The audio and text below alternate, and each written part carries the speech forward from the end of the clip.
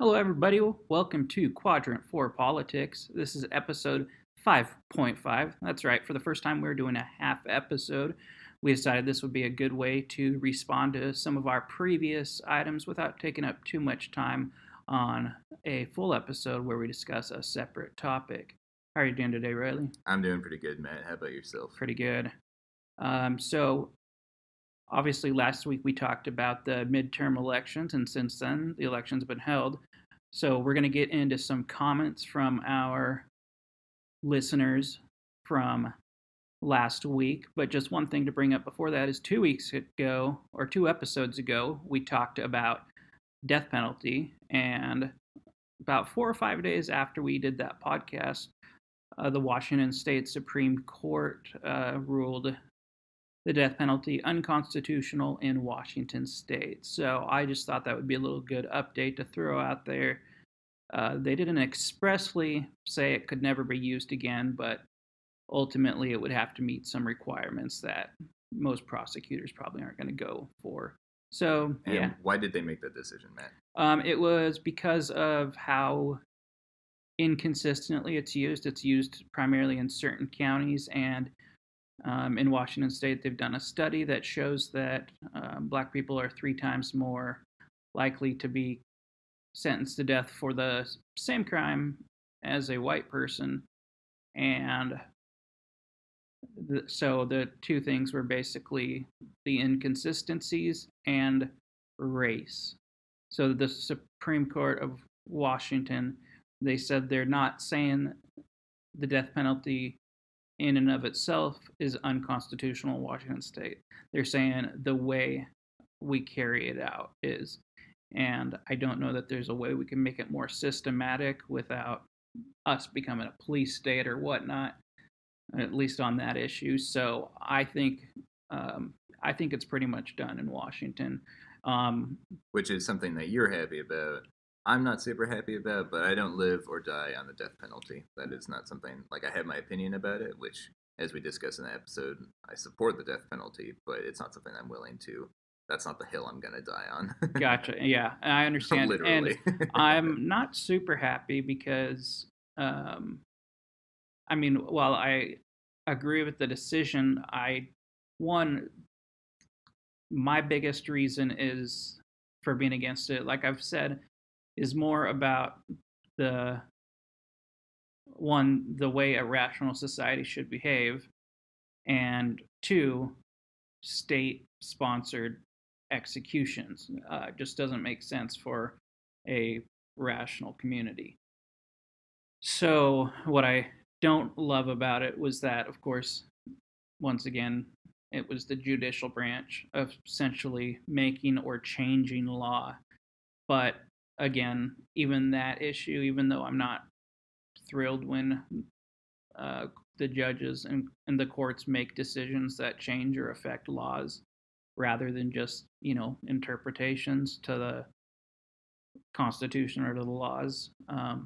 Again, that's not the hill I'm going to die on. So, yeah.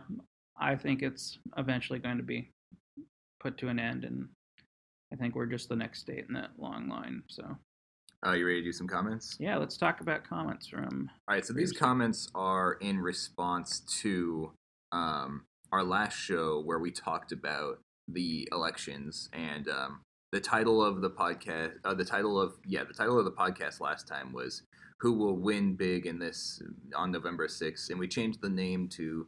What did we change the name to? Well, actually, the name was originally Blue Wave or Red Wave for midterm elections, but you didn't put it in the way I said, so that's okay. So anyways, the question that people were responding to was who will win big on November 6th, and these are some of the responses we got. We got some pretty interesting ones. Let me see here. This one is from someone named TomBot3000. He describes himself as a Huntsman Republican. That's his tag on Reddit. Huntsman, okay. So anyway, his comment is, I don't think anyone is going to win big. Congress is likely to be divided. The American people will certainly remain divided. The presidency will continue to be the most... this presidency will continue to be the most scandal-ridden and legislatively ineffective in modern history. and our relative standing in the world will continue to decline. When you remember that America has easily been the most benevolent and generous of any global power in history, literally everyone loses. I think there's a lot of meaning behind that comment. He uses some big words there that I'm not super familiar with. Like, I'm not 100% sure what he means by America being the most benevolent and generous like the global most power in history. helpful, giving. Yeah, Um, which I agree, but I wonder why he says literally everyone loses well, when you I think remember it's that. because on a, I guess just with the man in the White House, he's saying everybody in the world loses because we're losing our standing as the world superpower, which I would have to disagree with him a little bit because we could have a complete clown in the Oval Office, which maybe we do right now, but that's fine. Um, but that doesn't change necessarily the resources we have and the things we do for other countries. It definitely changes the way citizens of other countries look at us, which is a little different than how we interact with their governments. But I do understand where this person's coming from. Um, yeah, there's a lot to discuss in here when it comes to America being benevolent and generous to everyone else in the world. As a libertarian, I'm kind of an isolationist. I think that's the term that I use, where I don't think that necessarily we should be policing the world or helping other countries. I recently with the caravan that's coming up, Trump was saying something to one of the countries down there. I can't remember which one. He was saying, if you let that caravan through your country, we're not going to give you that $3 billion that we promised you or whatever. I don't know if it was $3 billion, how much it was, but when I heard about that, I was like, wait a minute, why are we giving all this money to other countries when where our national debt is just like rapidly increasing? Which is something that I heard recently on another libertarian podcast where they're talking about people don't really care about the national debt anymore. It seems like that's kind of something that countries just ignore and no one cares about. It wasn't brought up during any election, like any uh, Debates. debates, or Yeah. no one was using that in their promotional material. It was just social justice versus immigration.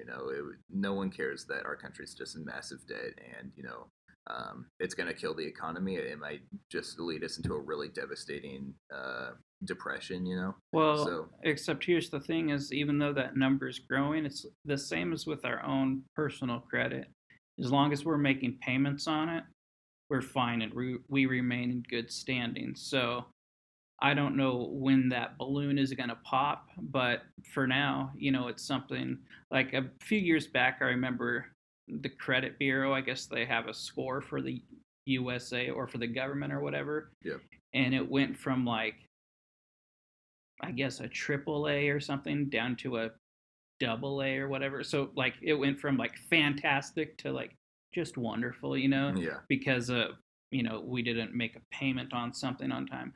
So I don't know that the national debt does play into that, but I think the accounting of the U.S. government is so complex, far beyond my understanding that, you know, I don't know.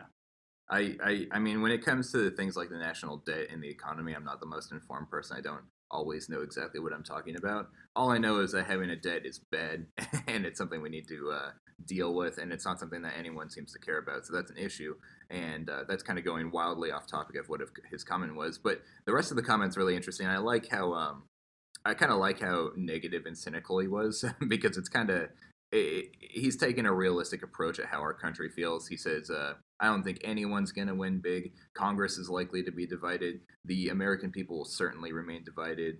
I completely agree with that. I think it's unfortunate that our country is just so divided. And it seems like that divide's getting stronger, even though they say something like only 25% of the country is that divided. The rest of us are all pretty much in the middle, and we're not. We're trying to stay out of it, and we're not causing problems. It's only 25% of the country that really feels very divided. But it's still, when you watch the media, when you're going on social media, it just feels like, man, people just hate each other out there, and it's unfortunate. Well, and that's why there are different perspectives. I work and I live with and I communicate with people of all different beliefs every day. But when you set aside those beliefs and you just talk about how your day by day life is going, we're all not, so different to each other. And that's what I'm not going to, quote the president and say the media is evil or the enemy of the people. That's what he said. Yeah. But I would definitely say it can be an enemy to yourself if you allow it to consume you. And like I have previously said, I'm not big on watching the news just for that point because it's no longer a reporting of facts, it's just an opinion or skewing things in one direction or the other. And it's hard to determine fact from fiction. And I think that's pretty much what's dividing us. And like I've said before, I think we need to focus less on diversity in our country and more on unification. Yeah, I agree with that. Let me see here. The last part of his comment that we haven't discussed is this presidency will continue to be the most scandal ridden and legislatively ineffective in modern history. What do you think of that part? Well, we're halfway through his presidency, and I would say the the big legislative achievement for him was probably the tax breaks, which I think about. I heard a poll a couple months ago that said like 51% of Americans supported it. So it's still an issue we're very much divided on. I think a lot of us saw a little bump in our paychecks, but at what cost is the question. And again, that gets far off from the main point. But what he is accomplishing, immigration has been his big thing. I don't know. I recently looked at how the wall's coming along. I don't think it is. I think if the wall's going to get built, it's going to take a second term from him. Not that the wall is something I even support, but if that's going to be his big, accomplishment as president, I think it will take a second term. And I don't know that he'll get one. He might, but I don't Yeah. know. I mean, obviously, before we would have ruled out the fact of him getting a second term, but the fact that he was able to get a first one was pretty amazing. So I think, as far as the government being divided, it's not the first time the branches have all, not been with the same party. It's not that uncommon. It will require the president to make compromises and work more with the House. And is he ready to do that? I don't think so. I don't think he um, sees outside of his own personal bubble Yeah. of, what he wants, what's right in front of him. I think he kind of thinks of himself a little bit as like, the authority doesn't. I think he knows about the checks and balances, but tries to get away from them. Yeah. And now he's going to have some opposition, and we'll see how that goes. So, In the comment, he says that this presidency is both ineffective and scandal ridden. I don't know how ineffective it is. It seems like Donald Trump has been pretty effective at the things he wants to accomplish. Like, effective is kind of a subjective term. Like, obviously, Democrats won't say he's been effective. They'll say he's been effective at destroying the world or the country, But I think as far as what he set out to do, I think, as a matter of fact, he's probably been the most effective of presidents in my history of accomplishing the goals that he set out in his campaign. And that's just lightly said. I haven't actually looked at the facts or the results, but he's done a lot of things that Republicans are happy about. He's done a lot of executive orders, and he's been very successful in cutting regulation, stuff like that. So I think he is effective in his own right in what he wants to do, and some of it I agree with, some of it I don't. But as far as the scandal-ridden part, that's the part that I think is important. It's a shame that having a Republican in office would be so much easier if he just wasn't Donald Trump, because Donald Trump, we knew from beforehand. We've known Donald Trump's his entire life that there's scandals and issues, and he's just kind of a creepy character. And it's unfortunate that he's the president of our country because it just, no matter who the Republican is in office, Democrats are going to freak out and they're going to have marches and bullshit like that. But because it's Donald Trump, it just makes it so much worse. And it's kind of like if he got impeached and Mike Pence was president, it's almost like that would be easier, because Mike Pence is an actual politician. And he's Mike Pence's milk buttered toast kind of guy. He's not having, there's no scandals going on there. Yeah, So, pretty much. Well, and the fascinating thing about the scandals of this presidency is they continue not to bring him down. Yeah. Like where any one of the smallest of his scandals would have been devastating to any other president. Mm-hmm. It's like, well, we knew what we elected. I disagree with that because I think when you look at like the #Me Too movement in quotes, it's mostly the people who are getting attacked by it are people who are part of companies. Harvey Weinstein, Louis C.K. It's like they're not going to jail. They're just getting fired, and that's because the company doesn't want the bad press, and that's part of the free market is that they're allowed to make that decision. And then when it comes to like that election in Alabama, I can't remember the guy's name now, who they said he was having sex with underage girls. I can't remember his name. It was a special election, I think, when he called Sessions up. I can't remember the guy's name. It was to replace Jeff Sessions, and Doug Jones ultimately won it. And I was discussing this the other day with a friend of mine who is very far right of me and is a big Trump supporter, and even he couldn't remember the name, and honestly I can't right now. but the guy from Alabama, it affected him because it was before the elections, but when you're in government, and it affected who was the Democrat who affected who was in Congress? Al Franken, it affected him. But when it comes to the president of the land, that's not really a reason to impeach someone. The only reason Al Franken left was because the rest of his party turned on him. Whereas with a Republican, it's like the Republicans don't really care about the Me Too movement anyways. But if it happened to a Republican and they were in Congress, I don't think that they would, it would hurt their next election cycle. But I don't think they would step down. And Donald Trump is the leader of the land right now. So it's like he can have all these accusations and stuff thrown against him, but nothing will get him out of the office except for impeachment, Well, that's true. He's not going to leave by his own free will.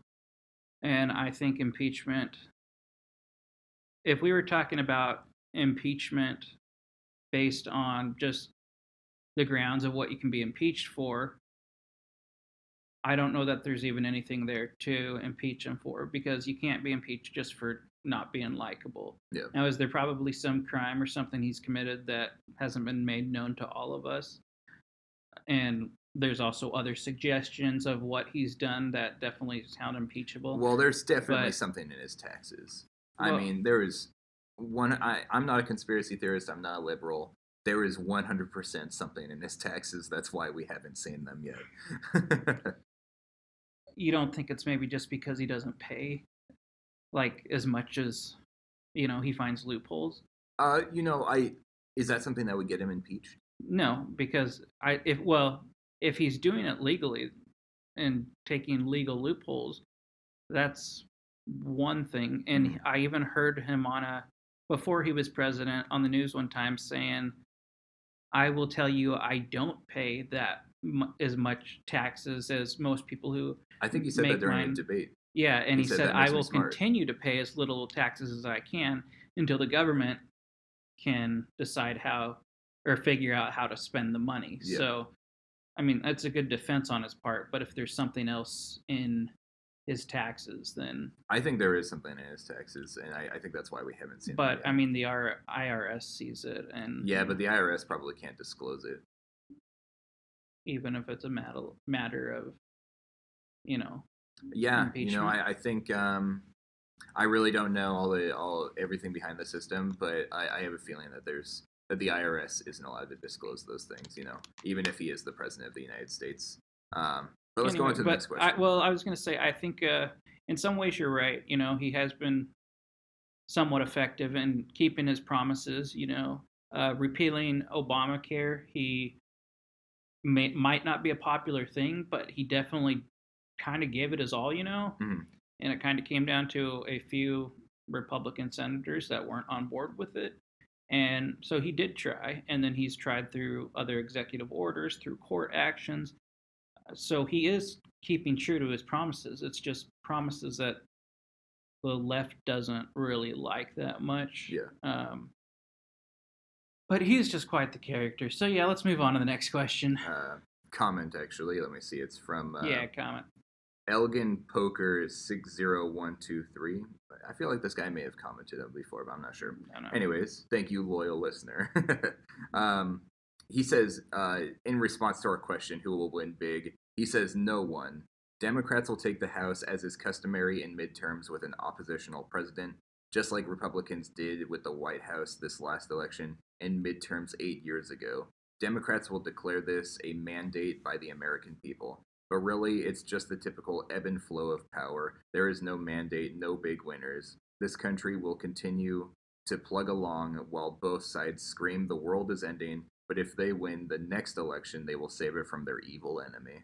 I like that comment a lot. I think it's very real. Do you have any thoughts about that one? I think it is very real.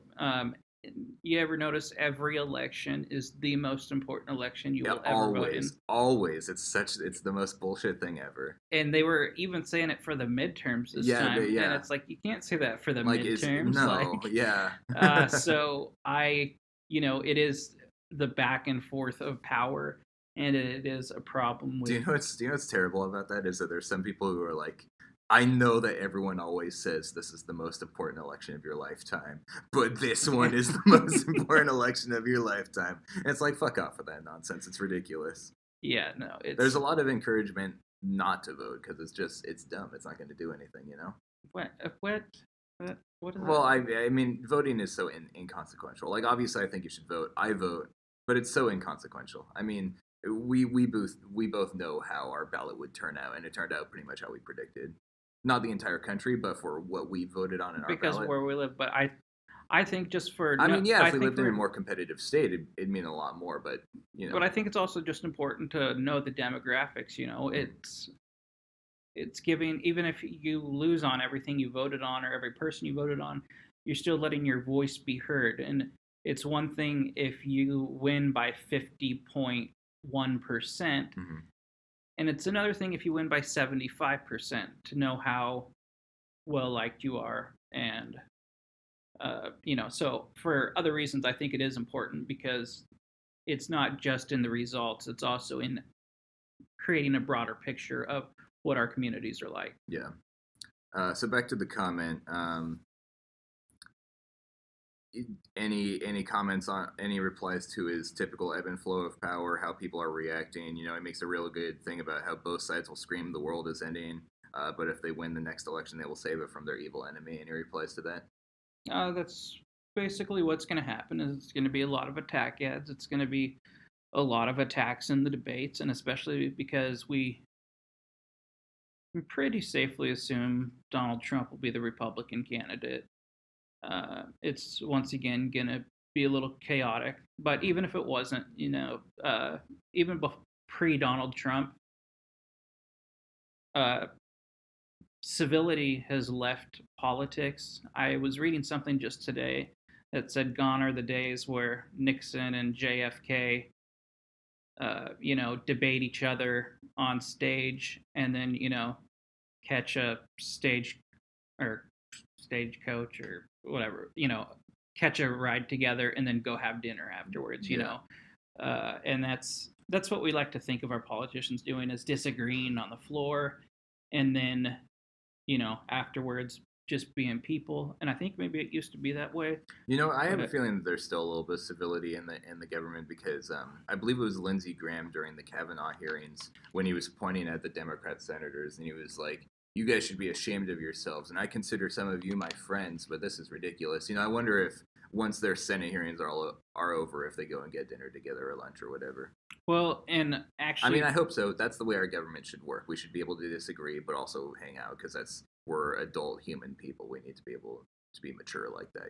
That's true, and also these people aren't gods. It should be something they consider a job. They're elected to represent us. That way we don't have to vote on every single little issue about every little single thing. Yeah. But because this was about mandate, and you just brought up Kavanaugh, that was actually something interesting in that we saw that Joe Manchin of West Virginia was the only Democrat of the ones we thought might vote for Kavanaugh who actually did. And the other ones, Heidi Heitkamp from North Dakota, she lost. Indiana, Joe Donnelly, he was polling pretty well. He lost his seat. And Claire McCaskill in Missouri, she lost. So I think if there was any mandate on this election, at least in the Senate, it part of it, not all of it, but part of it was in the red states. They sent a message to their Democrat politicians that we don't approve of the decision you made. Yeah. And because Joe Manchin was told that, you vote against Kavanaugh, I vote against you. Yeah. And honestly, I think that's probably why he still has his job. We can get a little bit more into that when we go over the results. Next question or next comment is from Sam_fear. He said, "Analogy time. The U.S. is like a gas engine, a series of small explosions turning things in circles to propel us forward." Do you have any response to that one? No, I mean it's accurate, but Let me explain it for the listeners. As far as my understanding of his analogy, saying it's like a gas engine, a series of small explosions turning things in circles to propel us forward. I think it's a shifting of power. I think that us going back and forth between Republican and Democrat is kind of propelling us forward, which I agree with. And also, when something goes so bad and people turn out to vote, I think, this is the most popular elections in modern times, and midterm elections in modern times, and I think that's what keeps us going forward. Is things have to get bad for us to be like, oh, we got to keep moving forward. So, yeah, I agree with the analogy. I think it's good. Okay.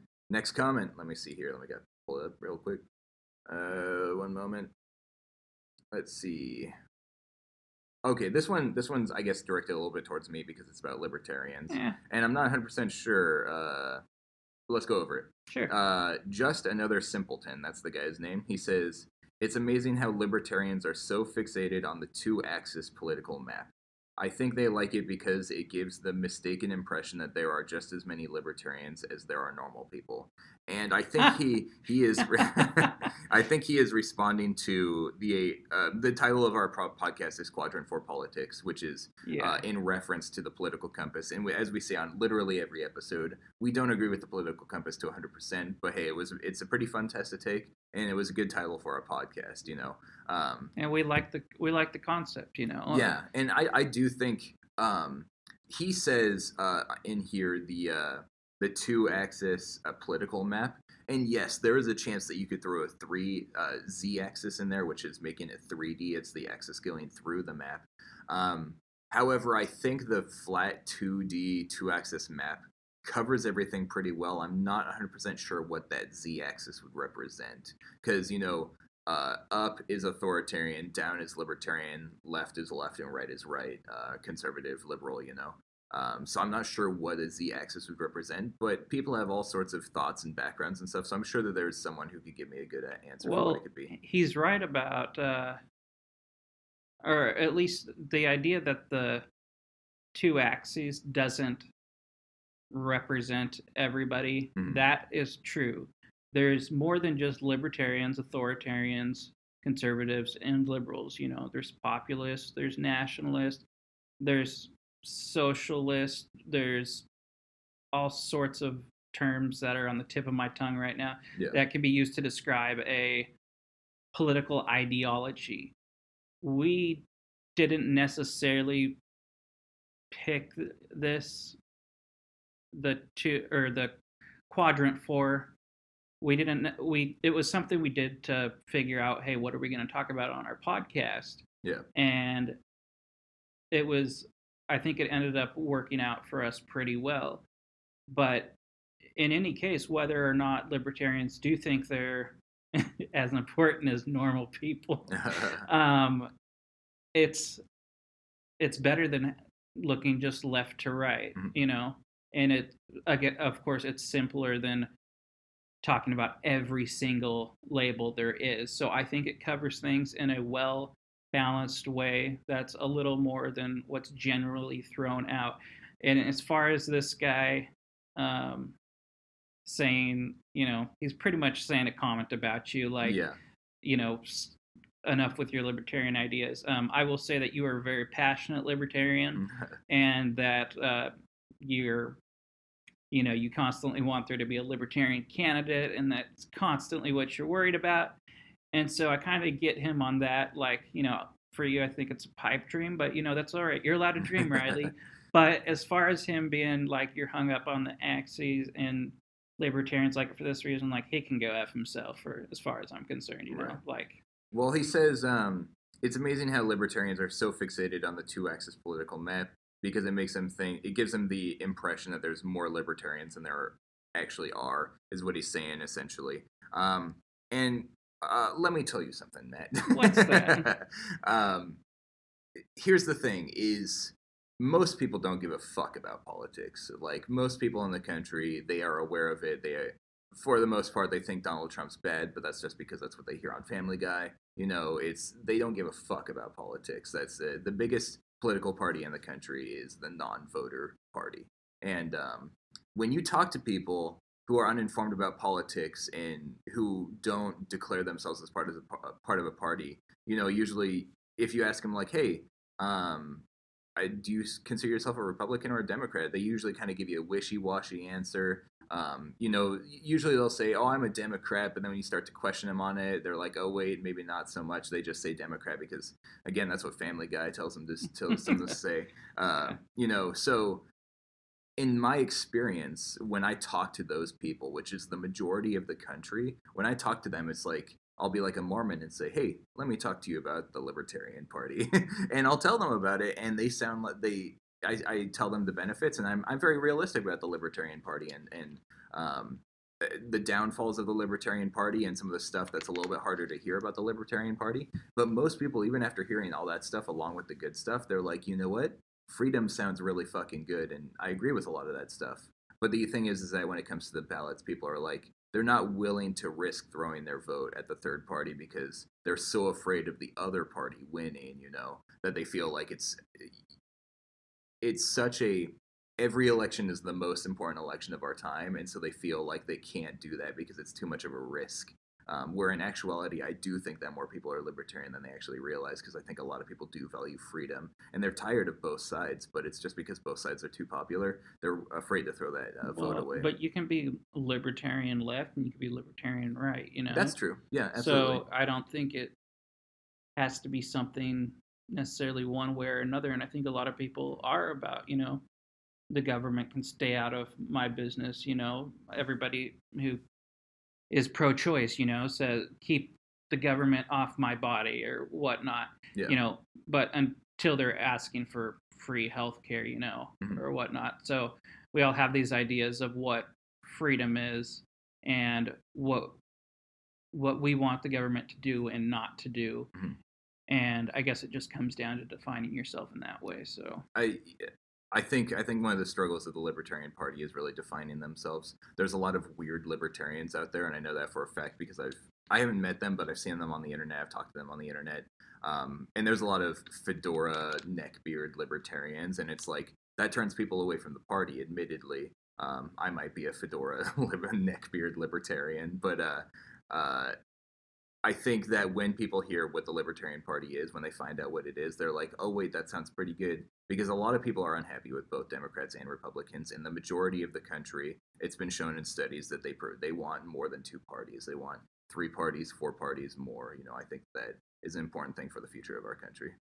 well, we'll see if that happens. I think you brought up a point of it would take or no, it was somebody else who brought up the point that, and I thought it was a good point that it'll take a big figure to make a third party, and even Donald Trump, it doesn't really go along with everything Republican, I think. and even he can't make his own third party. See, I disagree because Donald Trump, in the what's before the general election, Primaries. the primaries. During the primaries, he was saying there was the whole controversy of if you lose the primaries, are you going to support the Republican candidate? And he was very wishy washy on that. And it took him a long time to say yes. Did he ever even say yes?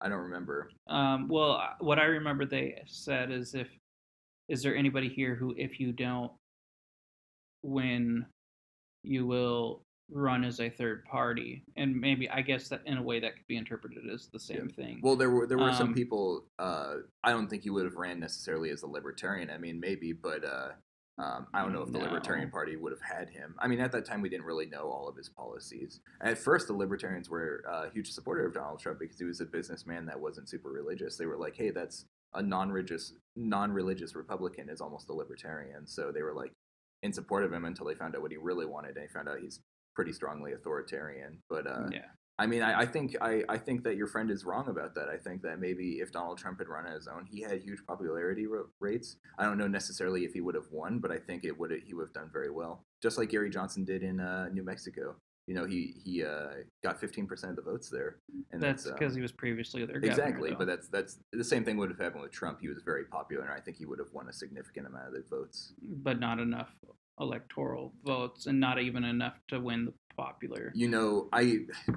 There's a thing with the libertarians where I think it's like they have to get 2% of the popular vote to get on the debate stage in the next election, something like that. And if he had gotten 15%, then he would have been on the stage in the next election if he had chosen to run, or if he had created his own party and then someone decided to run in his party. Instantly, Donald Trump could have created a third party. Now, I'm not 100% sure on how the government works, so I could be wrong with all that information, but he could have created his own third party, the Trumpian third party. Well, there is no law that says there has to be two parties, or that Republicans or and Democrats are written into the Constitution. Yeah. I think it's that right now we don't know. We at least right now we're divided enough to where if you make more parties, those three parties aren't going to work with each other. Mhm. Because what I've said is realistically, there's four parties right now. You can split the Republicans in half between Republicans who are your typical everyday conservative Republicans, Mhm. and then your Trump Republicans. And then for Democrats, you have just your everyday normal Democrats.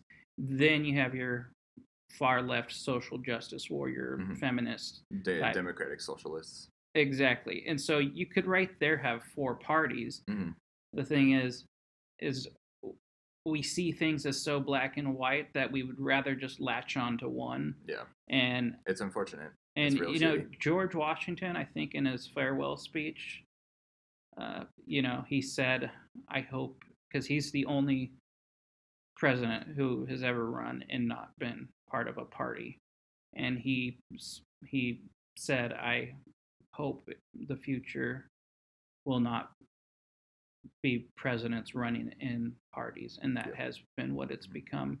But we'll see where we're headed. Also, there are a couple people. This is my last comment on this. Is there are a couple people who could potentially run as libertarians and do very well. The CEO of Whole Foods is a libertarian, and he's very popular. I could see Jeff Bezos being a libertarian. I could see Mark Zuckerberg being a libertarian, and McAfee, the security on your computer. Yeah. John McAfee, he's a libertarian, and he actually ran against Gary Johnson in the last libertarian primaries. So there are some influential figures who I think would be very much libertarian. Gabe Newell, the guy who runs Valve, he's in Bellevue.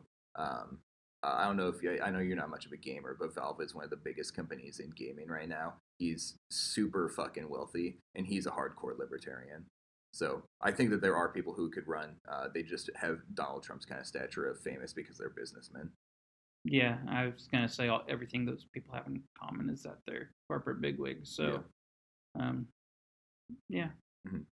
Anyway, was that all the comments? Yeah, that was all the comments. You want to jump into what happened with the election? Yeah, so the election, everybody gave us their opinion on it. And it's now 4 days later, and we are still not 100% sure where things are going. Now, in my predictions on our last episode, I said I did not think that, as far as the House of Representatives went, I did not think it was going to be a, it was previously 235 Republicans, 193 Democrats, and then like 6 or 8 vacant seats. I don't know, do the math. But I said I don't think it's going to be a like full switch. I think we're going to be looking more at like a 215 to or 210 to 215 or something like that. I pretty much was wrong about that. It's not going to be quite as drastic as 193 and 235, but it's going to be pretty close. It's going to be, Republicans are going to have about 200. Right now, let's see, 226 for the Democrats, 198 for the Republicans, and then there's 11 undecided. So we're going to be looking at about 205 to 230, or maybe 200 to 235. I don't know. Again, do the math. But that is how things turned out. Because there's 11 left undecided. Yeah, there's 11 where they're still working on them. I think like 7 of those are currently favoring the Republicans. But again, there's lots of ballots to be counted. Every state works differently. You got people overseas that have to send in their ballots. So that's how the House went. I focused a lot more on the Senate because to me that's really important because they do confirmations. They confirm appointments by the president. That includes not just Supreme Court justices, but federal judges as well. And because we live in a day and age where we've given our judicial system so much authority that they're not supposed to have, I think that's pretty important. And currently, the Senate and Ruth Bader Ginsburg fell over the other day and cracked a couple of her ribs. Did you hear about that? I saw something like something on like what's that like Quora or whatever it is, where it said like, why did Ruth Bader Ginsburg fall at the courthouse? And somebody said they didn't. She fell at home. So Trump is going to get another appointed, at least in his first term, because she's not going to live very much longer. Either that or she's not going to be able to be on the Supreme Court that much longer. I mean, I'm somebody who doesn't like to, call out other people's deaths. And I don't ever say, I've actually been surprised reading some of what the conservatives say. They've been saying, like, come on, retire already, like, step down. And usually you hear a lot more like, okay, it's time for her to die, And I was like, well, I've been pretty surprised. They've been pretty civil to her, know, at least from what I've seen. Now, of course, there are the people who've said that. And I'm not one to wish death on somebody, even somebody as opposite of me as Ruth Bader Ginsburg. But she's 85. She says she plans to stay on the court till she's 90. Maybe she'll get there. People talk about her workout routine or whatnot. Then there's also Stephen Breyer, who's 81, and I think he's still got his wits about him. Is he Republican or Democrat? Okay, they're all nonpartisan. Yeah, that's bullshit. Is he Republican or Democrat? he usually votes with the liberal bloc. Okay. And so then then the other two in the liberal bloc were Obama appointees, so they're in their 50s or 60s. And then the next oldest is Clarence Thomas, who's 70. So if Trump's going to get a replacement, it would probably be one of those three, probably either Clarence Thomas, but probably not. But it'll either be Breyer or Ginsburg. I watched a video recently of Ginsburg, and they asked her a simple question, and she talked really slow, like this. Like, it was kind of excruciating to watch.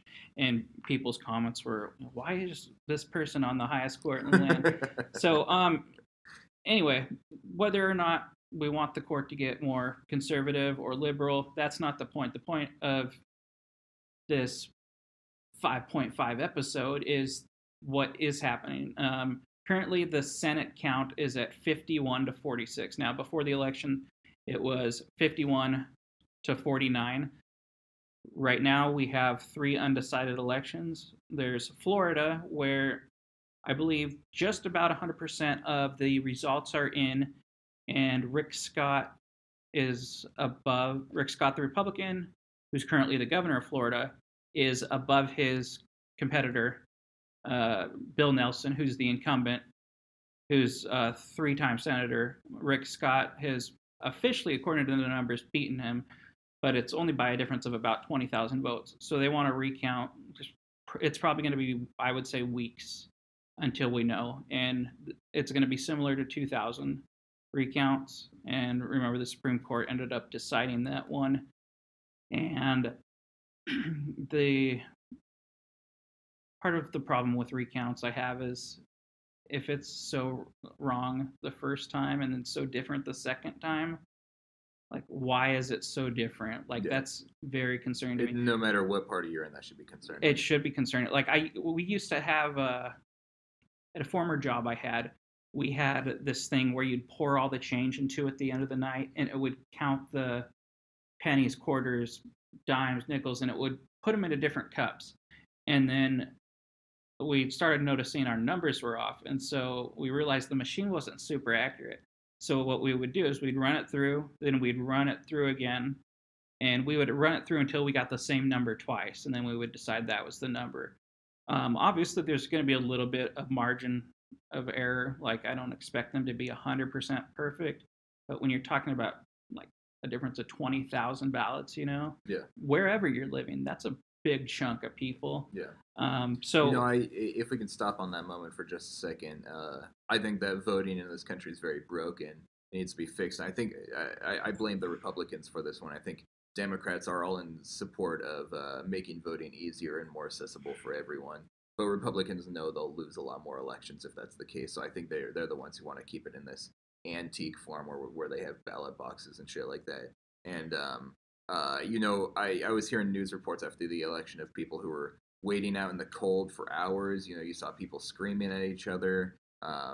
It's really shitty. I'm thankful we live in a state where we have mail-in ballots. We don't have to deal with a ballot box at all. But I think voting in this country is real fucked up. I don't think it's effective at all. I think it needs to be fixed. And I blame the Republicans for that. I think the Republicans are purposely trying to make it harder to vote because they know that that's the only way they can win. That's cheating. I think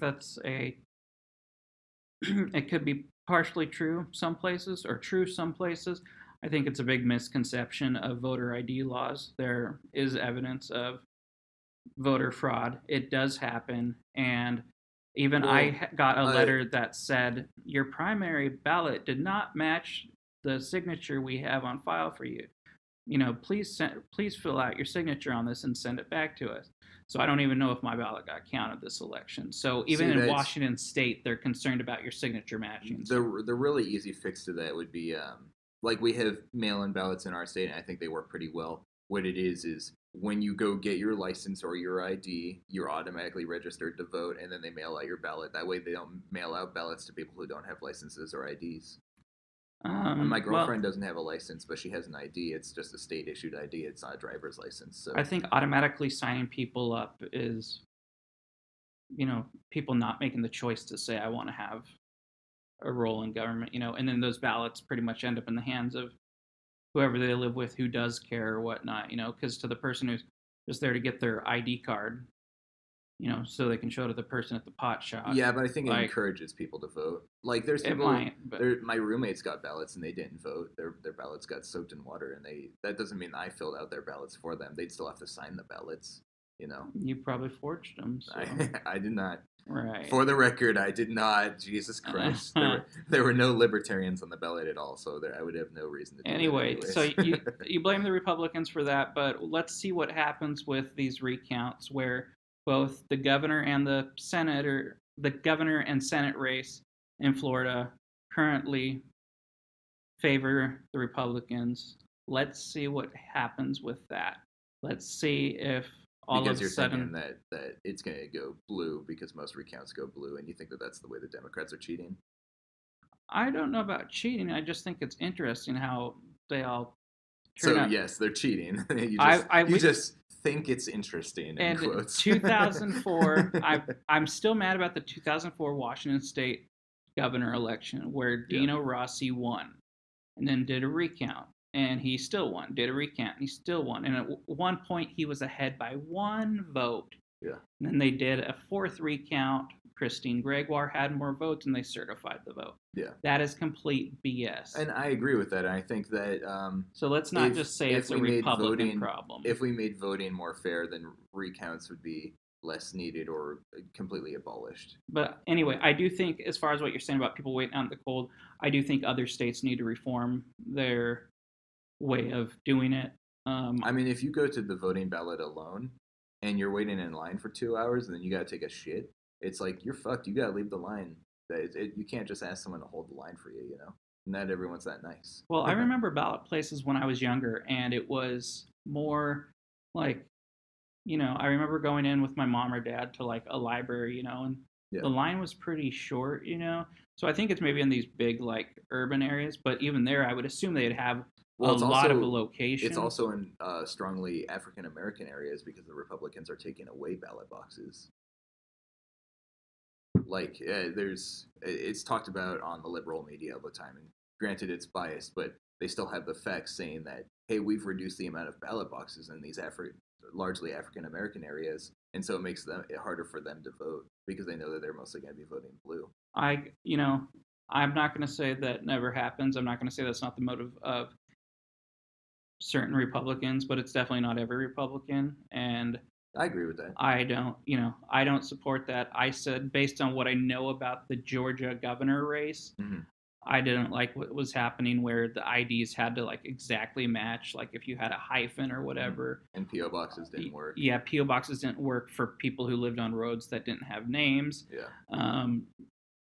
I didn't like that. Yeah. I can tell you. And right now, the Republican is winning, and the woman hasn't conceded. The African American woman running as the Democrat hasn't conceded because she says there's more votes to be counted, and in that state you have to have 50% or more. I think it was 51% or more. No, it's 50%. Okay. You have to have a majority, so you can't win by having 45, and then somebody else has 40, and somebody else has, like I said, do the math. Anyway, so from what I heard, I don't like what I heard that happened. I wasn't there. Plus, I didn't fully investigate it. I was kind of watching my own stuff in my own state, in my own races. But yeah, so anyway, besides for Florida, Arizona has just recently become it's McSally versus Sinema. McSally, the Republican, Sinema, the Democrat. Either way, it's going to be Arizona's first female senator. Currently, yesterday, for the first time in the days since the election, she has taken the lead, and there aren't very many votes left to count. So I would say if things go fairly, we will see Florida go to the Republicans, Arizona go to the Democrats, unless all the other votes somehow. But there's like a full percentage point difference right now, and it said like 99.7% of ballots are in. So I don't know. There's a lot like with those numbers, like a lot of times when they say 100%, that still means like there's some ballots that need to be counted. It's not actually 100%. And then the other one is a Mississippi. It was a special election for somebody who vacated office for health reasons, I believe. And because nobody reached 50 in that special election, it has to go to a runoff vote, which is at the end of November. And I think that one's probably going to end up Republican because about 40% of people voted for the Democrat, and then it was like 40 and 20 for the two Republicans. So I think we can safely assume that one will go there. So I think we're looking at a Senate that's going to be 53-47. So it'll have a couple more votes. There'll be a little bit more cushion for if Democrats decide, or if certain Republicans decide to, not go along with the rest of the party. So that could be concerning to some people who might see a future Supreme Court